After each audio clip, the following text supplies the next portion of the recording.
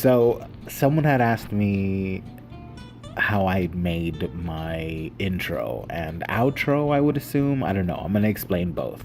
So this is a file that I have. I hope everyone has this. Anyone that's watching this that makes videos. I have a master template. It changes. It can change, so I date it. But this is my master template. I have a 3-digit video numbering system, whatever. This doesn't matter. So my templates are always 000. Anyway, this is what when I'm editing a video, when I start a new video, this is what I open up first, and then I immediately save as, give it its number, give it its title, and then start importing files and whatever working. But I have this so that my intro, which is here, this whole little block that's like all grouped together, and my outro, this block over here that's all grouped together, are always in, together like this and where they need to be, and it just makes it easier. I don't know why I'm still explaining this. Okay. So how I made my intro.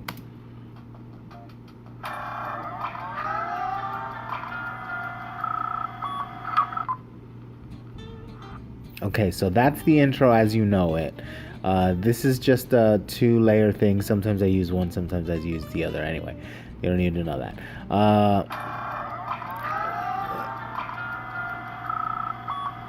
So it seems like there's a lot going on there. So the main bulk of it, the main audio of it, the main bulk and visual of it is something that you can find online very easily. A lot of times you can go to a place called like Fiverr or something like that and have baseline like animations that are already made done, and then you can then add stuff onto it. And I'll show you what I mean by that.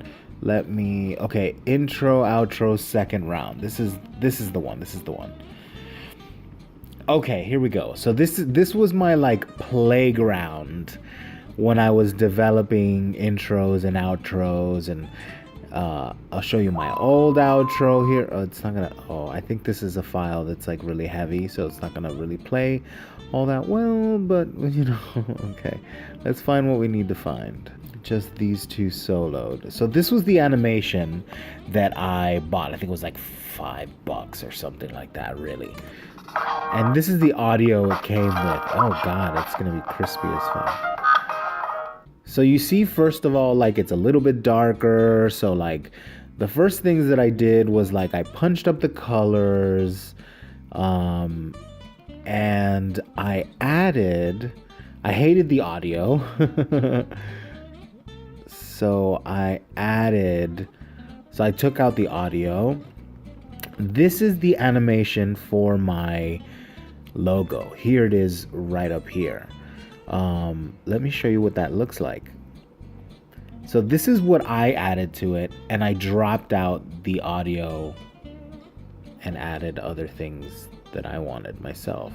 So it's very simple animation. Here we are. This is the bounding box. There's my logo. So this is what it does. So as you see, it gets bigger, it stays there for the duration of this as the explosion happens around it.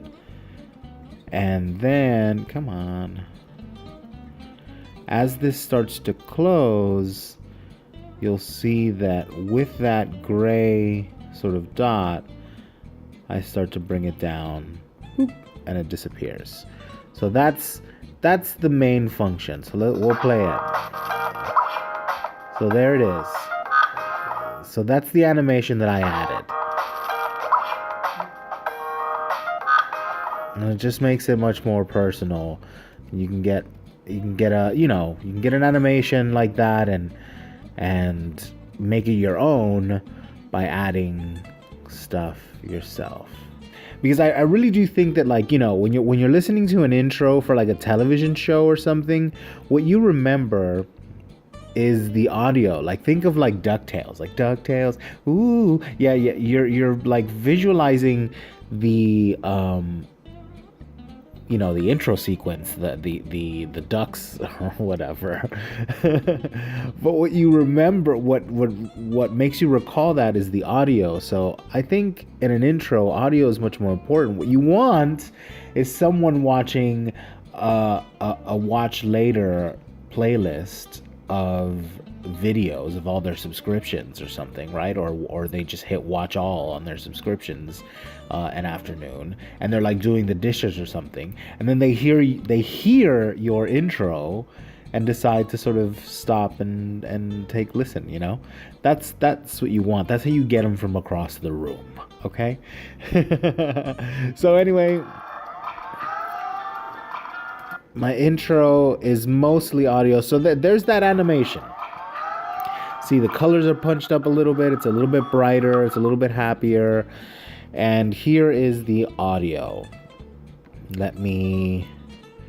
So this is what I put underneath the animation.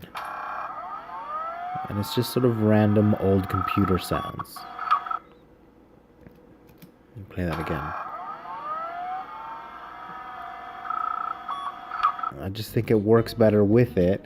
And then I layered in a little secret sauce.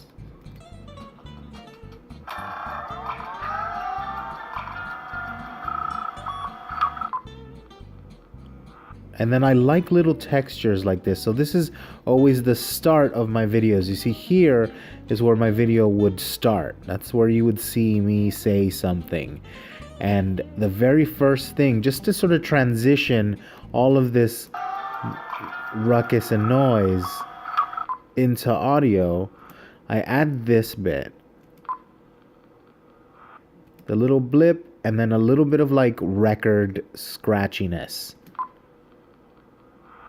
Just to kind of like, I don't know, it just sort of transitions it in really nicely. And if there's a quiet moment, sometimes it's good to just sort of have that as a transition in. And the same thing with my outro.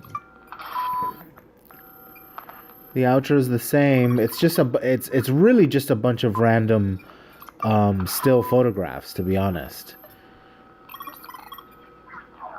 And it's mostly about audio. Let me show you what the audio is doing. So that's the bulk of it. Random sort of computery sounds.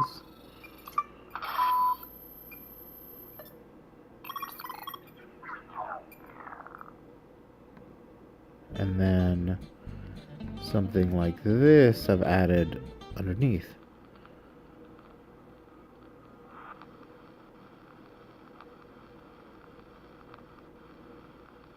Again, just to give it texture, just some random record sounds.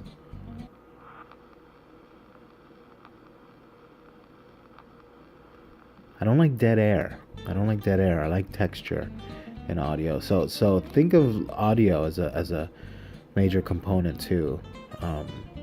Even if you're using like a jingle or a song or something, add like some noise behind it. You want something to...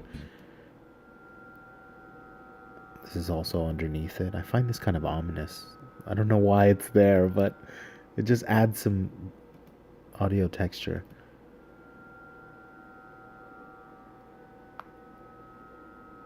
It's kind of creepy. It's kind of creepy. Let's listen to it all together.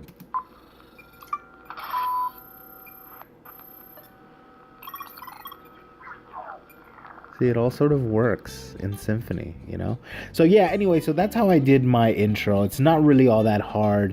And I would say focus more on the audio side, like add more layers of audio specific to what you do.